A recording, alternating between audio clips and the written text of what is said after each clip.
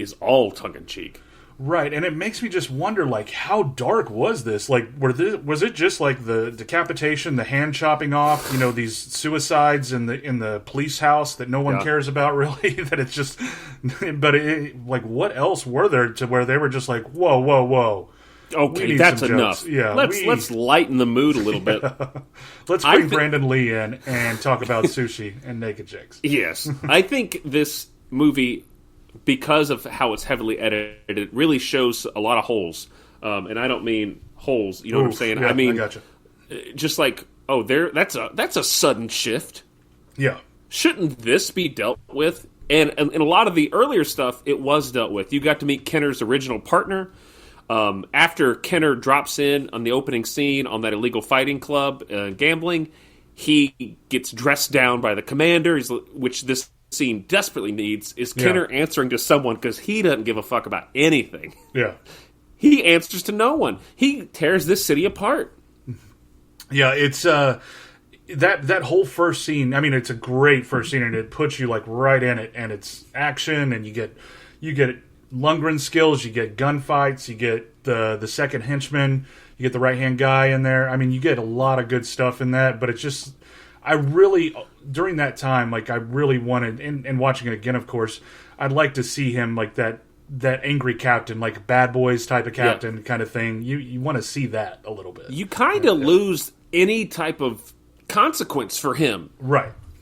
Brandon Lee seems to be his moral compass in this movie, Kenner's moral compass, and it's like, even he turns to the rebellious cop pretty quickly. He's supposed to be the straight-laced dude. It doesn't take much for him to come to the other side on that one.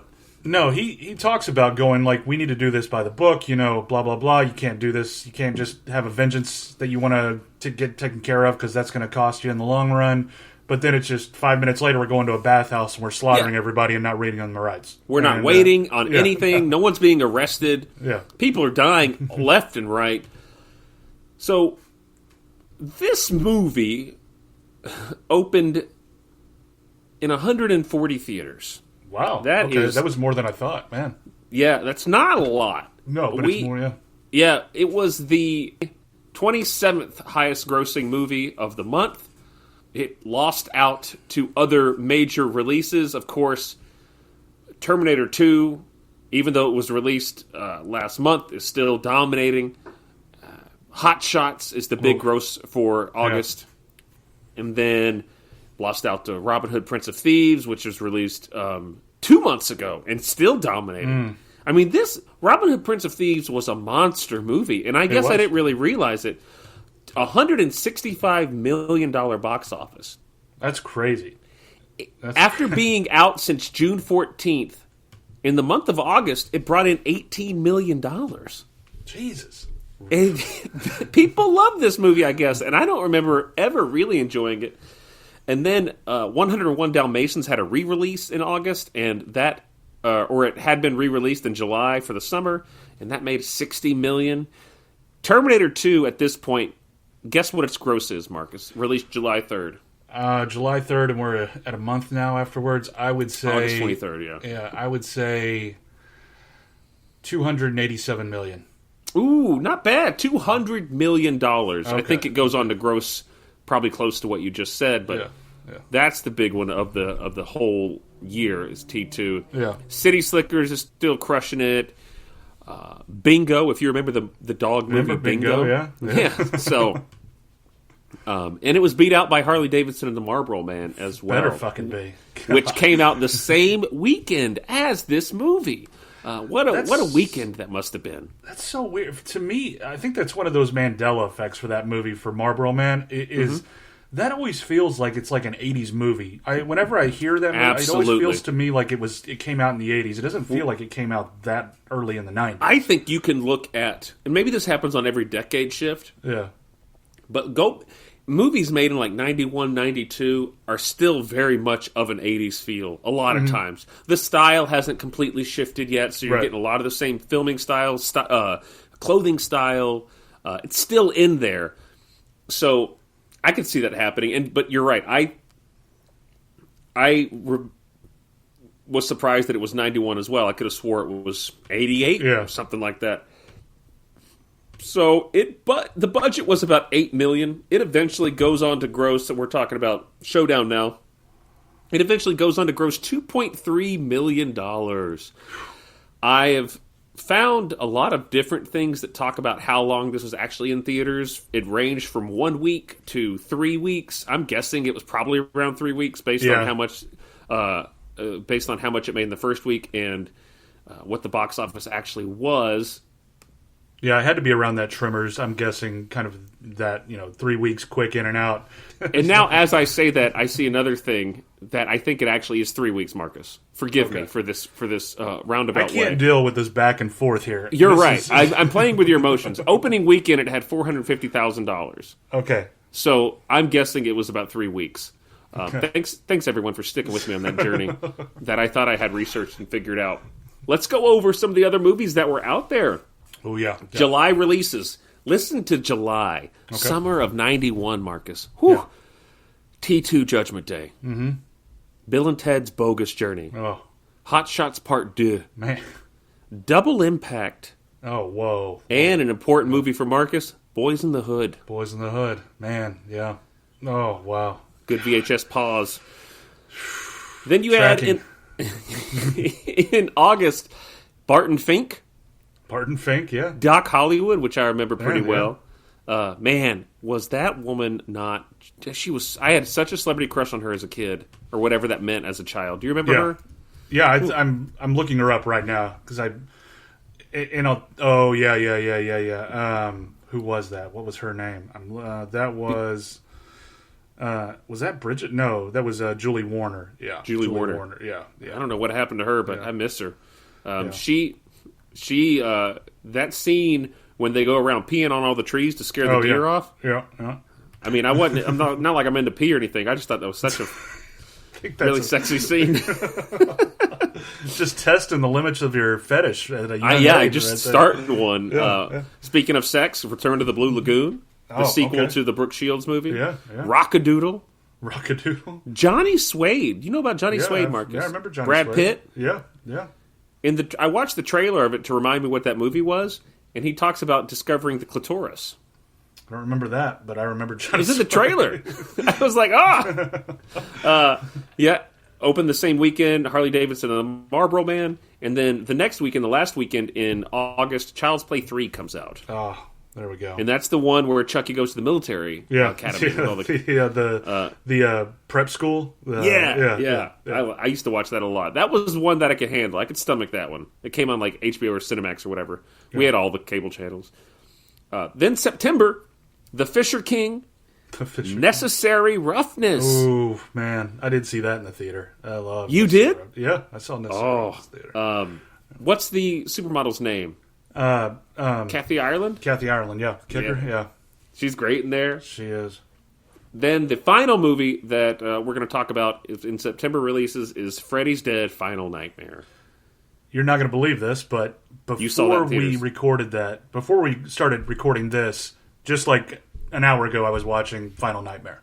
It was on HBO Max. No and shit. I haven't seen that in a while, and I clicked on it and started watching it. It's a fun movie. It is. I love the it's a bit very more silly. meta. It's the meta kind of movie of it. Yeah, and it's very silly, but it's very this fun one's still. This where it got, once again, and maybe that was my problem with kids. Like I needed a movie that didn't take itself seriously, right? But could still try to scare me. And then I'm like, I can handle this.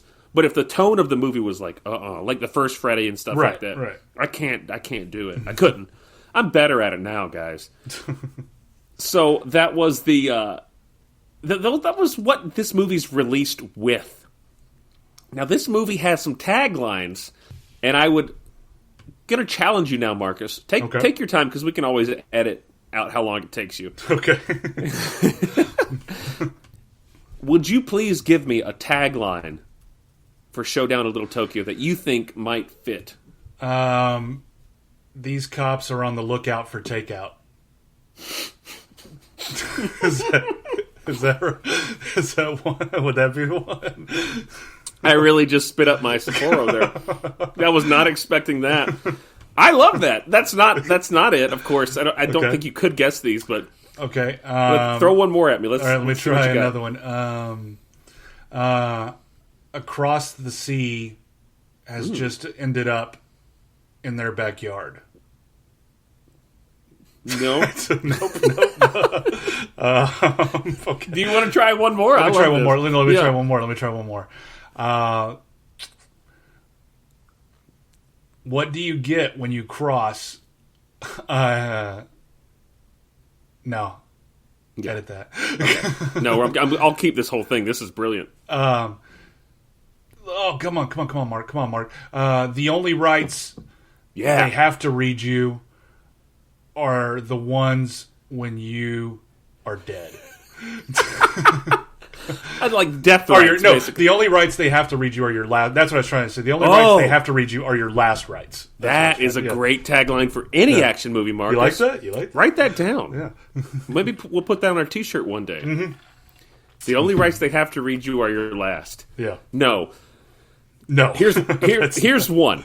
Okay. The deadliest vice kingpin under the rising sun has just come to the city of angels, where two angels of death are about to make him wish he'd stayed in Japan. That feels like just the pitch they gave someone. Like that's the elevator pitch. That's a paragraph. That's You're putting all that on a movie poster? Yeah, what are you doing? What font are you using right there? Courier New. And then we have the last one, which is probably the one I think they may have gone with on movie posters. I can't say for sure. One's a warrior. One's a wise guy. They're two Los Angeles cops going after Japan's top mobster, feet first. Feet first. Yeah, that's I good. can get behind that one a bit more. I like that one. That's the other one yeah. really does feel like the back of the box, like description of the film. Yeah. So those are the taglines. The original working title of this was Sergeant K, of course, in reference to Sergeant Kenner. I'm glad they didn't keep it. No, Marcus, I'm going to give you another question here. Oh God, This feels like a fucking homework assignment, not a podcast. You are home, and I'm asking you to do this work. Okay, let's do it. Let's check in on the body count. I killed them. I killed them all. I see bodies in the floor. No, they're all dead. They're all dead. Oh, yes, please. I have Marcus, some good numbers I want to throw at you if that's what you're asking. You've seen this multiple times. We watched it recently. Right. I often will try to keep up with the movies we watch of the body count. Sure. What do you think the body count of Showdown in Little Tokyo is? I would have to say that we are looking at 108. Damn. Guess again. You're a little north. You're a little north. I'm going to say 86. Close. You get one more guess. Okay. Then I am going to say 79. You're not that close. 70. I was about to say, you're not that close with 86. Okay. So take away 79. That doesn't count. I gave you false information. Okay. Then I'm going to say 62. Now you're close. The body count was 58. 58. Okay. Which I think maybe in the original, if there was more time, it probably would have been 80 because these guys killed everybody. Yeah. I think the main thing that I was thinking about was just the last scene, with the plant, with the brewery and everything, and it feels like there was a lot more there with the explosions. The deaths there, the deaths in the bathhouse. I mean, people, and when he kills 9 at the house for the kingpin. Oh, yeah. He kills so many people. 58, I would guess 40 of those are Kenners. They have to be, yeah. I mean, I don't think... Do we see Brandon Lee besides... the last one doesn't kill anyone. I don't know. I don't think I think he shoots people. I think in the bathhouse he does shoot You're absolutely someone. right. Yeah, he does kill 3. I remember him killing 3 people, in the bathhouse with the gun, yeah. I think 40 go to Kenner. Let's say 5 go to Brandon Lee, Murata. Yeah. I think the rest go to, the opening scene where they come in and shoot the guy to take over his club. Maybe that scene alone. Yeah, that scene and... Oh, well, the 2 that the Kingpin kill. Right, yeah. where the guy So- cuts off his finger, but it's not enough, and he beheads that one woman. Yeah. And then you have one by suicide.